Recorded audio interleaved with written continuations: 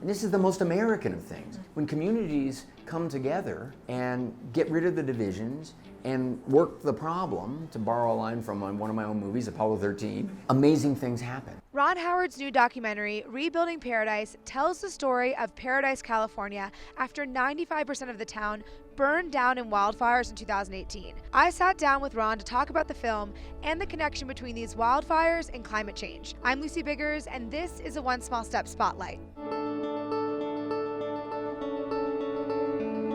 What drew you to tell that story? You know, it's like a lot of things related to these sort of crises, you know, these catastrophes.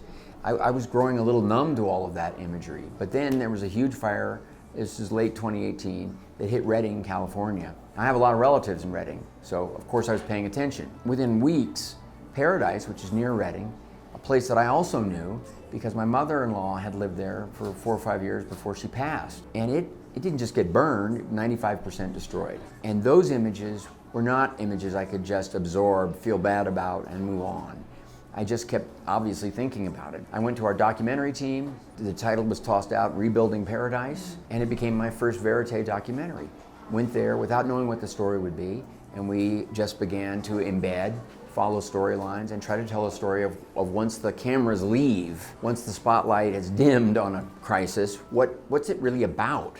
Surviving this thing, navigating it, what does it do to the people? Do you think personal stories like that are really going to help push the narrative on climate to get people to really start taking this seriously? The ones who talk about it are firefighters. They're talking about the increased incidence of these devastating fires. The ones who talk about it are people, townspeople, who said, of course we've prepared for a big fire. It's always on our mind. This is where we live. We know that, but it overwhelmed us. Why?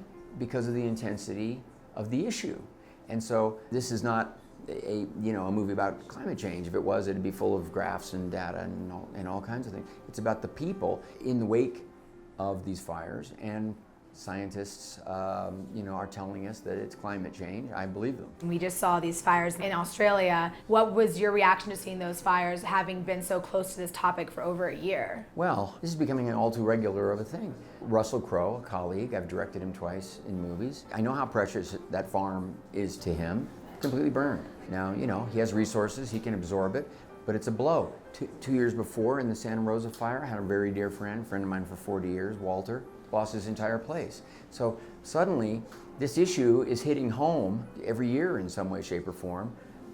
But it's not just fires, obviously. We have a series of images at the end of the movie when some of the kids who have survived the fire, from Paradise, have gathered around and they're raising money for tornado victims because they said, now we know what that feels like. Just reminding us, just in very recent history, the range of catastrophes that the globe has faced. And it's impacting more and more people every year. More and more every year, it's undeniable. You can argue about why, but you can't argue that it's happening. And then what? And so it gets back to this question of preparedness. If I were to say one thing about it, I would say that what our film, I think, suggests is, there are a lot of people and organizations, government agencies that are there to help, but they're not coordinated. There's not a clear-cut plan, and I feel like we're very reactive, that we sort of wait for the thing to happen. Because look, in my lifetime, up until maybe 5, 6, 7 years ago, it has been a thing to react to. It might be 100 years before something like that would hit your town again or your area. Well, that's not the case anymore. And we have to recognize that and problem solve it. Would that be the advice that you would kind of give to the greater public, to be prepared? Preparedness, yes, but we're all unsettled by so many things right now in culture, and there are a lot of reasons, right? But one of the things that I witnessed as a kind of an object lesson in watching the townspeople who we followed, the ones that move the needle and also seem to be sustaining themselves, they're the ones who show up. They're the ones who engage. They are active in the problem solving. They're not just complaining, they're going to meetings, they're informed. And this is the most American of things. When communities come together and get rid of the divisions and work the problem, to borrow a line from one of my own movies, Apollo 13, which was a real line from the real Gene Kranz, who was the flight director. Work the problem, people. Right. Amazing things happen. And they achieved, much more than many expected that they possibly could. And by the way, the scar tissue from that event is going to be with those thousands of people for the rest of their lives. And Paradise we don't know what's going to happen to Paradise. This is the year. There's a lot to be optimistic about, and there's also plenty of uncertainty. So the fallout from these events need to be something that we, in a very direct way, make a problem to be solved.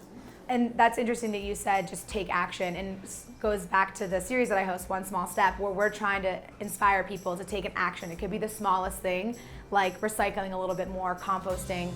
Is there one small step that you would suggest people take, or that you take in your life to deal with this topic? What I would say, and I've a couple of times done this, and not as often as I should, but again, looking back to what I think I've learned from recording and witnessing what the people of Paradise have done that I admire, it really is getting involved on a town level. I mean, it's actually understanding how the city council works. It's understanding how your community works and engaging with those people.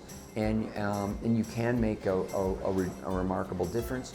If you get good at it and your group gets good at it, you suddenly, in a culture like ours, you can have a lot of reach. You can go to the governor. You can get to the president in some way, shape, or form if you learn how to do it. It's not that mysterious, but you have to engage. Start locally. Start local. I really think so. You care about it more as a person. You might care about the big stuff and who to vote for and all that, and that's important to engage on all levels, of course, but roll up your sleeves and get involved in your community. The value of that community is something that's easily taken for granted, and I witnessed the importance of it in the lives of the people in the wake of a catastrophe like that. Well, thank you so much for sitting with us. It sounds like an amazing film and such an important topic. It's great you're asking these questions. Thank Thanks. you. Take care. To support the victims of the Paradise wildfires, visit rebuildingparadise.film.